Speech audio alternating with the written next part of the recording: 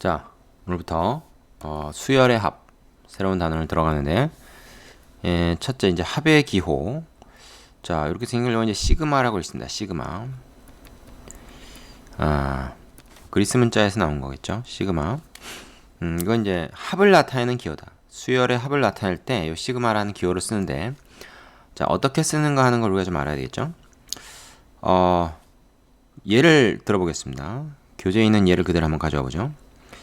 1의 제곱, 2 제곱, 3의 제곱 이렇게 하는, 일명 뭐라고 얘기할 수 있을까? 이거는 등차 수열도 등비 수열도 아니고 어떤 그 제곱수의 수열이다라고 이제 얘기할 수 있는 그런 수열이 있다고 합시다. 그럼 이제 이거의 일반항은 뭐라고 나타낼 수 있겠냐? 당연히 n번째 항을 n의 식으로 쓴 거니까 이게 이제 일반항인 거죠. n번째 항, 그 n의 제곱이 바로 그 항의 값이다. 자, 이렇게 됐을 때 이제 얘를 다 더하자 그래요. 더하자. 요거를 다 더하면 1의 제곱, 2의 제곱, 3의 제곱해서 n항까지 더해보자. n제곱. 이렇게 있을 때 이걸 매번 우리가 이렇게 쓰면은 이제 귀찮잖아요. 힘들기도 하고 알아보기도 쉽지 않고. 그래서 요걸 이제 어떻게 하냐면 요거를 이렇게 씁니다. 자, 우리가 1항부터 n항까지 1부터 n까지 자연수가 쭉 하나씩 올라가면서 변해야 된단 말이야. 그거를 하나의 변수 k로 두고 k가 1서부터 시작한다. 요즘 보면 위에도 밑에도 이렇게 선이 있으니까 밑에다가 이걸 쓰고 위에는 k가 어디까지?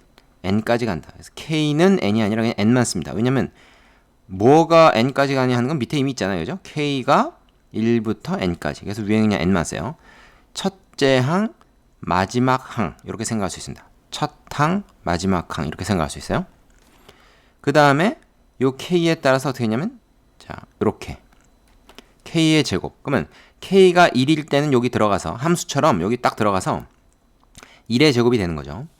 그러면서 이제 k가 또 하나 이제 늘어나서 2의 제곱이 되면 얘가 되고 3 들어가면 3제곱, 4 들어가면 4제곱 해서 쭉 해가지고 1부터 n까지 하나씩 증가시켜 가면서 n까지 집어넣으면 요게 되겠죠. 그래서 우리가 이렇게 쓰는 이보다 이렇게 줄여서 기호로 나타내는 것이 훨씬 보기도 좋고 칸도 적게 들고 경제적이고 알아보기도 쉽다. 그래서 이것이 바로 합의 기호 시그마의 사용법입니다. 되겠죠? 자, 이거 이제 일반화 시키면 어떻게 되냐?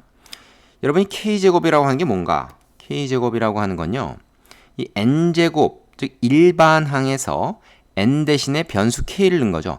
n이라는 건 사실 우리가 지금까지 변수로 생각해 왔지만 여기서 이제 n번째 항, 마지막 항이라고 생각한다 그러면 합에서의 마지막 항 k라고 하는 변수가 필요한 거예요. 그래서 1부터 n까지 변하는 k라는 변수, 그 k에 관한 식으로 일반항을 쓰는 거니까 요건 이제 우리가 뭐라고 나타낼 수 있냐면 ak다 이렇게 쓸 수 있는 거죠.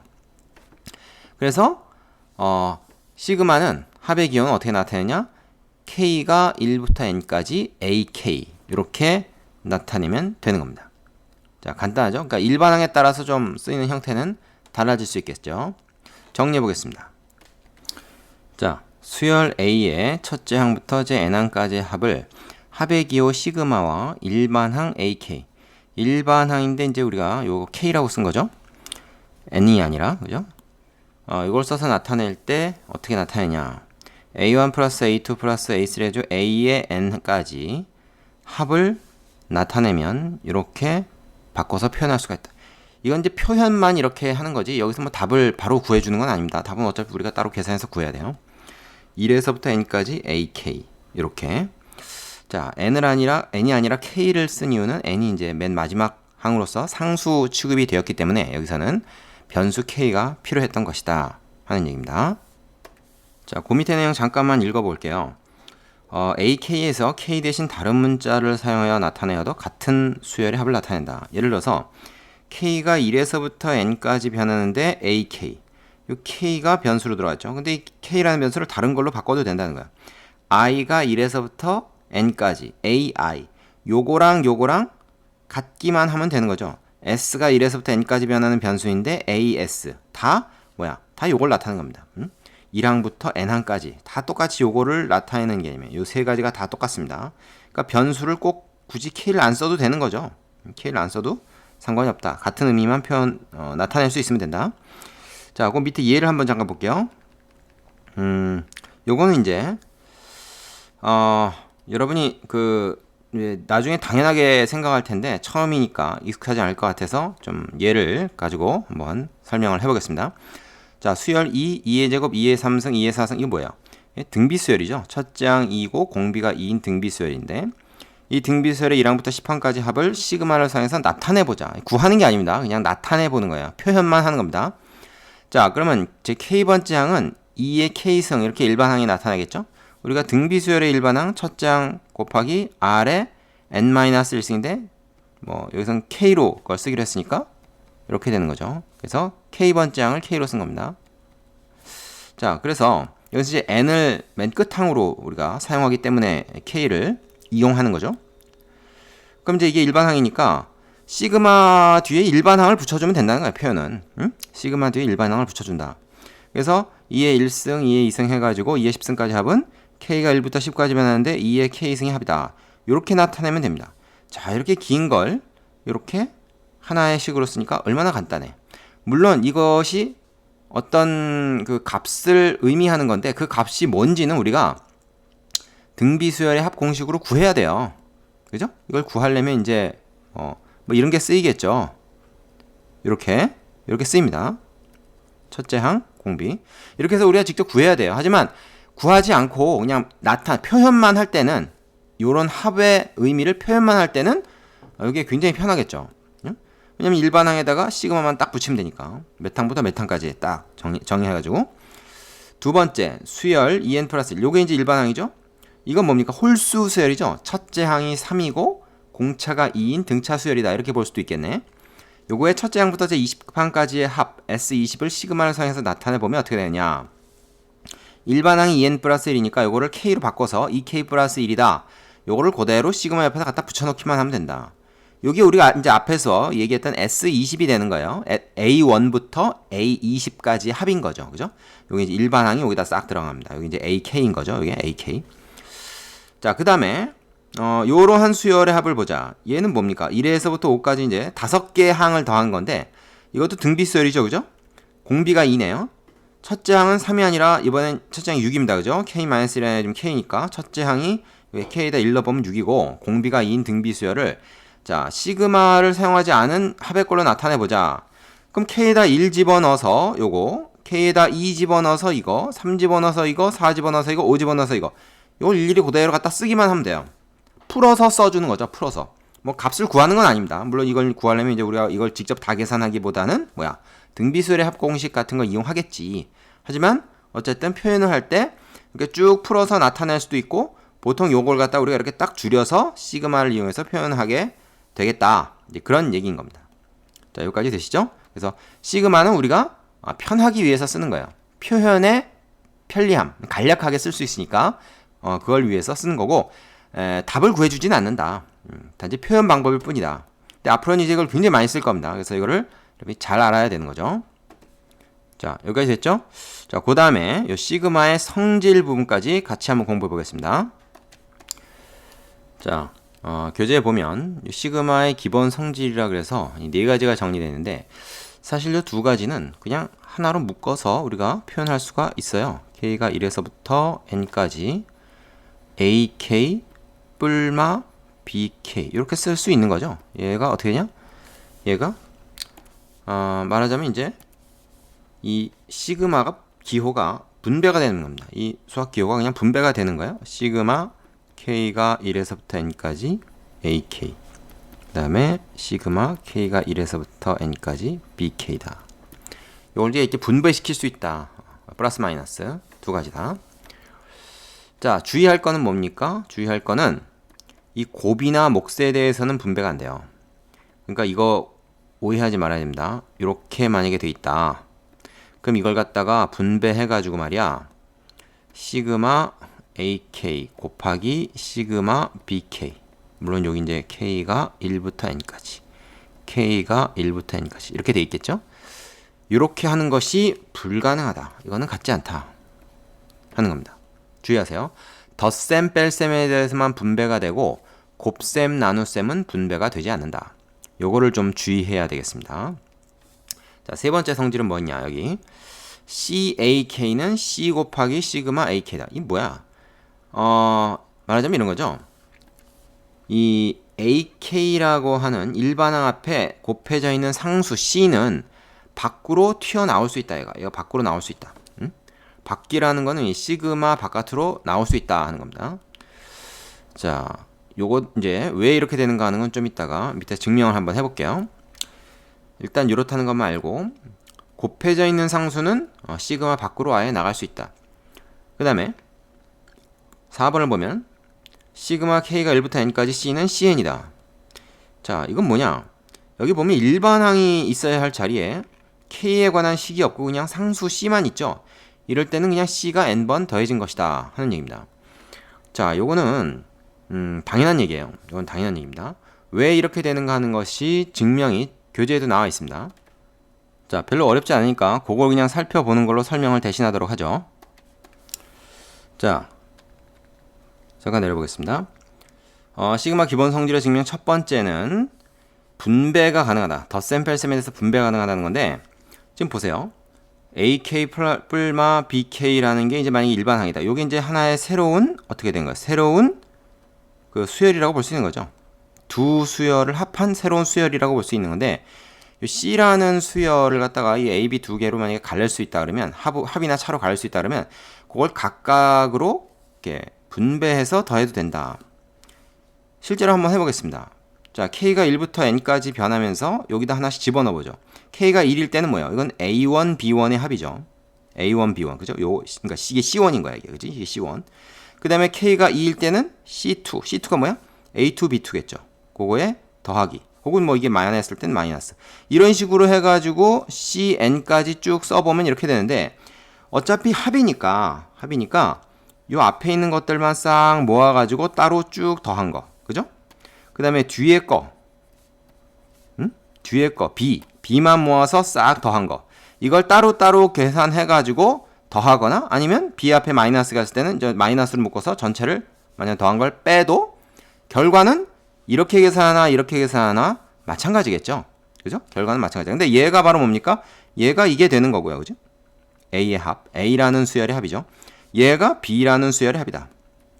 그죠?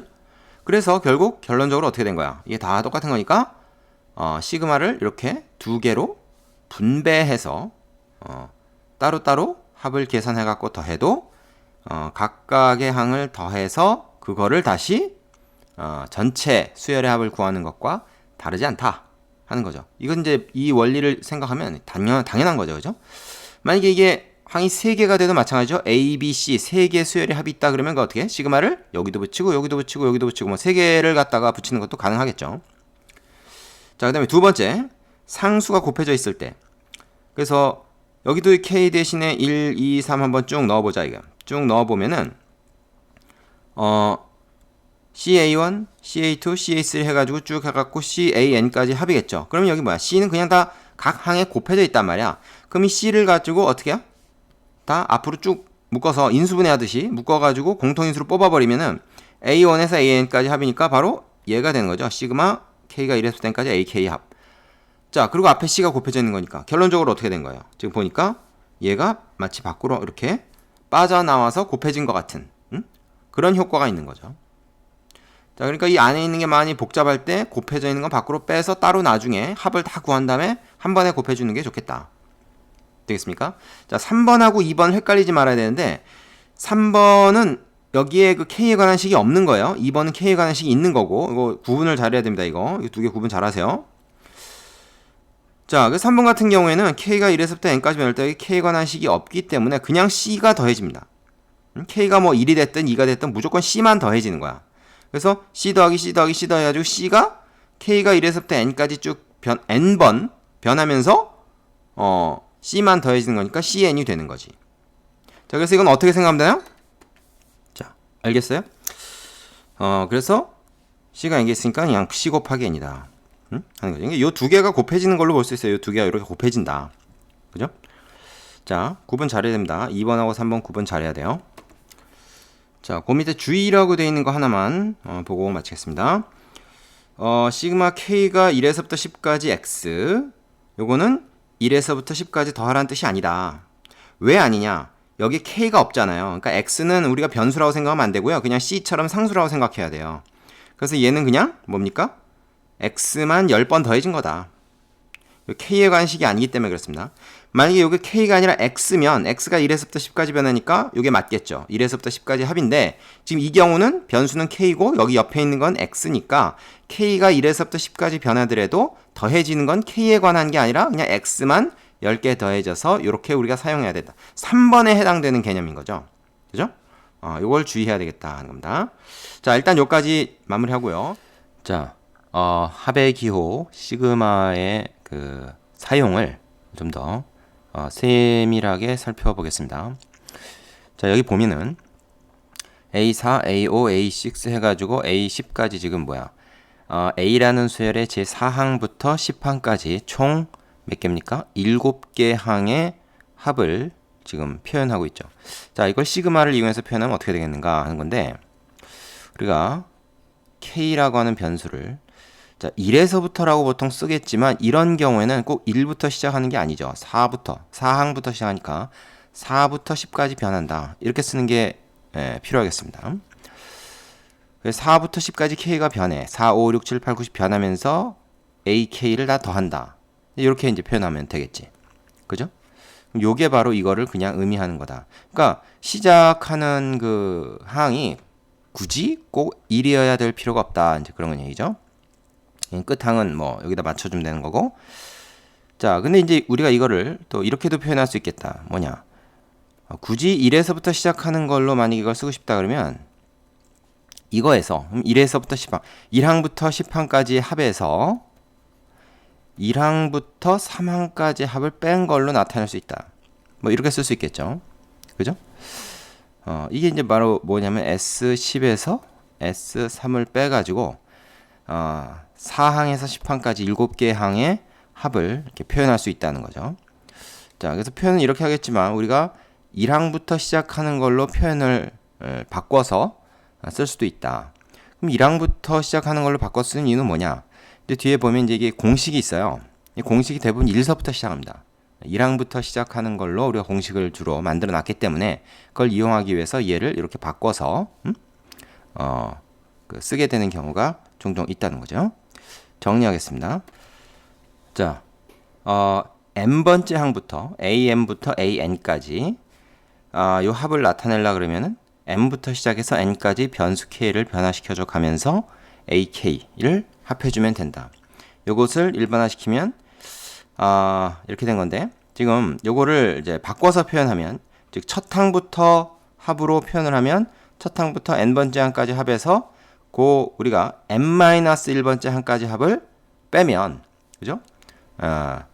m항부터 n항까지의 합이 된다. 위에서 설명한 걸 그대로 일반화시킨 거라고 볼 수 있습니다. 그죠? 요거요.